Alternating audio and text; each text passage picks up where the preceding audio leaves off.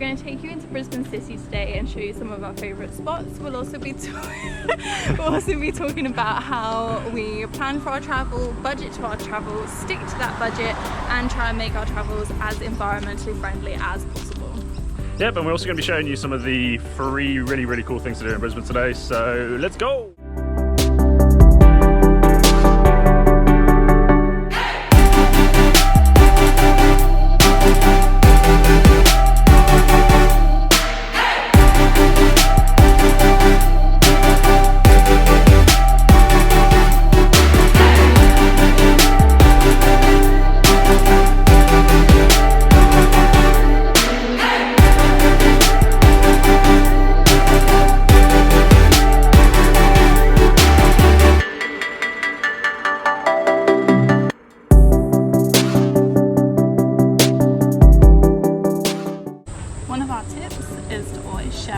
Instead of getting one each. This will save you so much money.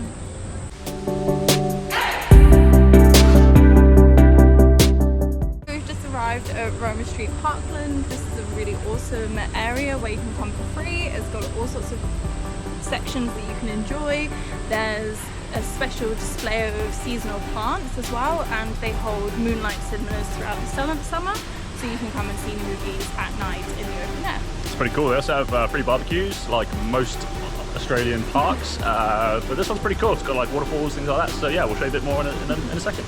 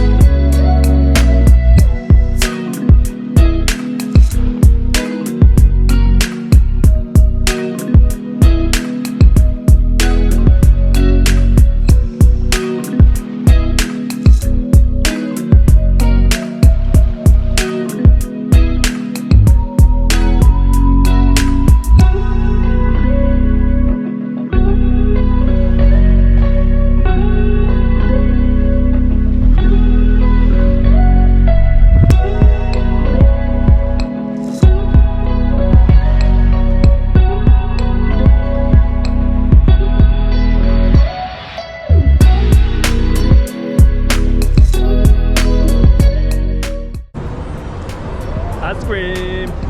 So pineapple ice cream with pineapple sweets on top. Has to be done, you know. And here's got for a mango sorbet with hundreds and thousands or millions and millions and millions and millions. Hundreds and thousands. Okay, cool. Yeah, there you go.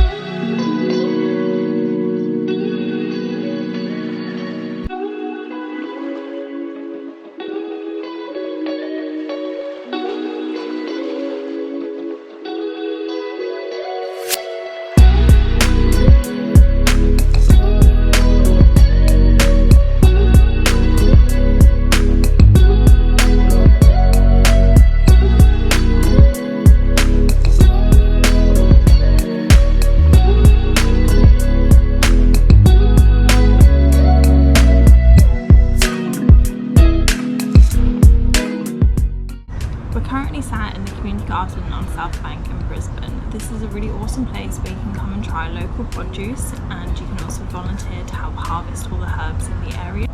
The question we've been asked most in our travels is how we've been able to afford it. We've been away for over a year now, and that definitely took a lot of saving beforehand.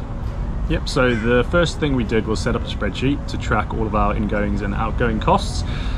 This then quickly made us realize that we were spending a lot of money on things that we didn't actually need. So an example of that would be 3 streaming services. So things like Netflix, Disney Plus, Amazon Prime, those sorts of things. We cut back to the one that we used the most and therefore saved pretty much £15 a month straight away, which doesn't seem like a lot, but £15 across 2 years, well, £15 per month across 2 years is actually the best part of 300 quid. So yeah, definitely an easy fix to make. That didn't really impact us too much. We also decided that as we were in a fortunate position of having 2 vehicles but also close access to public transport, it was actually time to get rid of one of our cars.